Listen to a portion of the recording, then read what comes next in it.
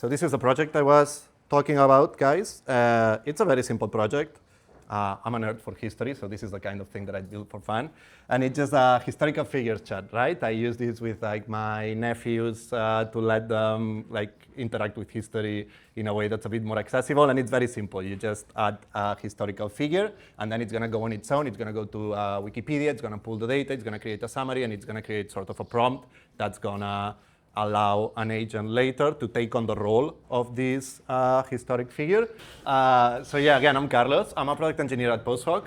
The team I'm working on right now is the AI observability team. So what we're doing is trying to give developers the tools to understand how their AI systems are performing. Are they doing what they expect them to do? Are they not doing it? And just like make all this information usable and accessible, both like to users and nowadays also to all the agents that they might be using. And we enjoy working on it.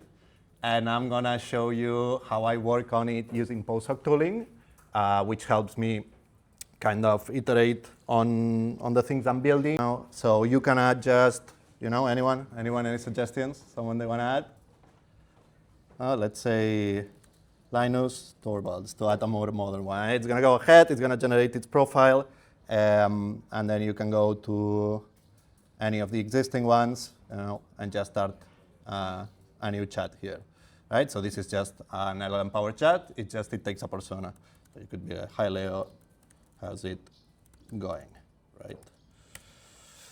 That's pretty much it, right? So this is what the user sees. This is the user perspective of it. Now let's see how it looks like on the PostHog side. So this is the user's view of such a project. Let me zoom in. This is the user's view. You've got a dashboard, and then you've got your traces list. We should hopefully be seeing the 2 traces that we just generated here. This would be one example. This is actually a complex lang chain flow. Oops, why is this not? Oh, sorry, this is actually not the one I wanted to show. But this is an example of one of the generations that we used to actually create the character. And then here's the actual chat response that we typed in, right? So one sec. So basically what this allows you to do is just, if I increase the filters, you're going to be able to see, just browse, right? Like what every user is doing with your app, see a small summary of each, and drill down on them, right? Because in the end, what we want to do is browse and find issues for it. So let's say that we found, for instance, that we don't have that good engagement with this, right? We browse a couple of sessions. We see it's just a single message. The people are not coming back. People are not typing anything else.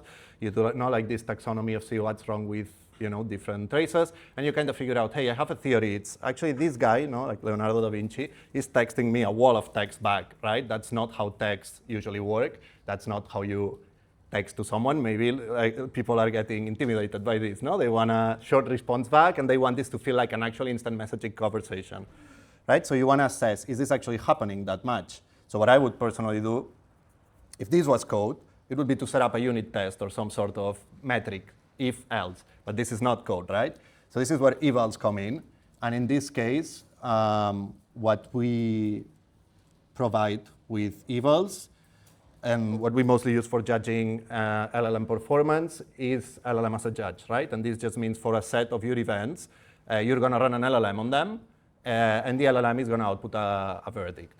And this is going to compound, it's going to create a statistic, it's going to be a metric, and in a way, in this type of conversation, sometimes that's the only way you can get actual quantitative data for it. So let's say it's let's call it texting test.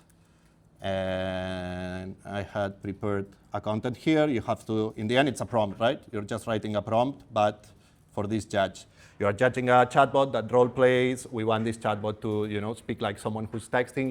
We don't want the chatbots to write like a Wikipedia article and just output the entire context on it. To do this, and we set up this evaluation. We choose our judge model. Then we can set different evaluations for different events, actually. So in this case, we might say like, hey, I want, the one for for the prompt that I know I'm using for this. So, let's say the AI prompt name should be a figure chat, right? Because we don't want to run this evaluation for the workflow that's actually generating the profiles for these characters. You just set it up. You can ask for scheduled reports for it in case you want to get updates constantly. In this case, we're just going to set it up now. Does it matter that the prompt returns pass fail rather than true false? It is instructed, like we use structured output for it, so it should be okay. You can use either pass, fail, true, false. Anything should work. So now we have this eval, right? So it's enabled for 100% of this generation. So if we ask something else, like what did you do yesterday, it should send it. We should get the event back. And since we enabled it for 100%, this is always, you should always fine tune it because we all know how expensive LLMs can get, but you find the percentage that works for you. And then this should come up back here as one of the runs.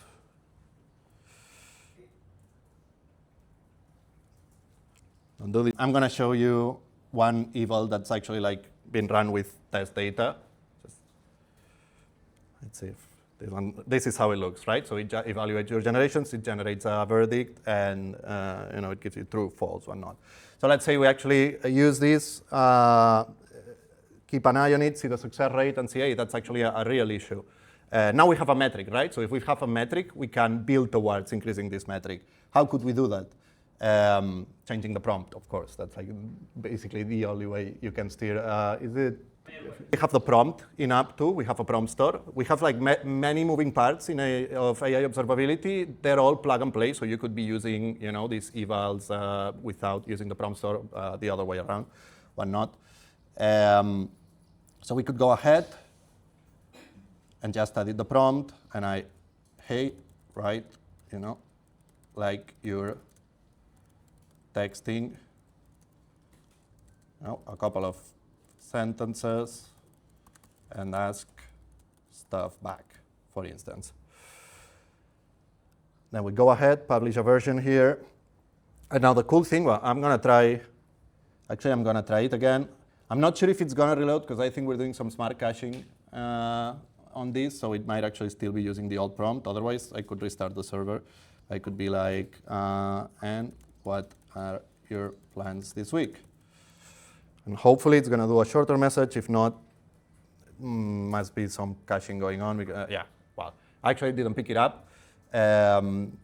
We have 5 minutes of caching because otherwise we'd be polling the prompt endpoint all the time, and you don't want to be doing that on a production app. Not going to wait 5 minutes for it to update. But the other cool thing you can do with this is that actually, okay, how do you validate that this change actually made this eval metric go up? And this is where one of the things that I enjoy the most, like seeing come to fruition, is when you have like things that are not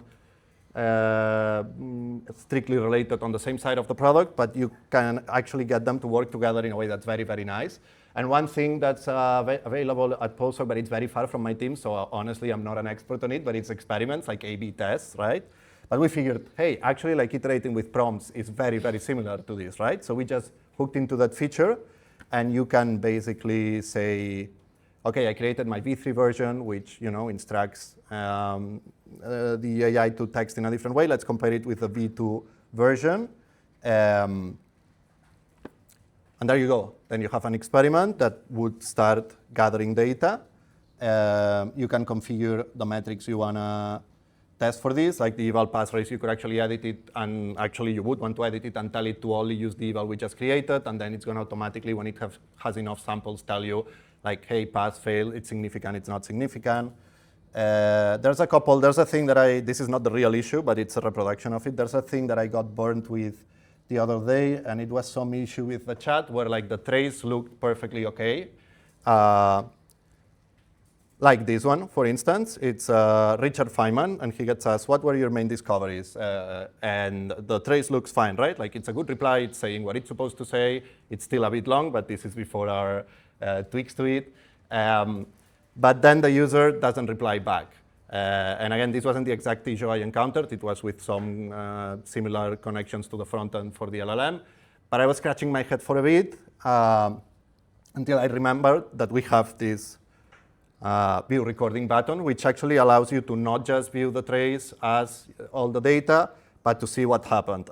And in this case, what happened here is a regression, old school one, not AI, a bug in the UI, where you start typing, and wait,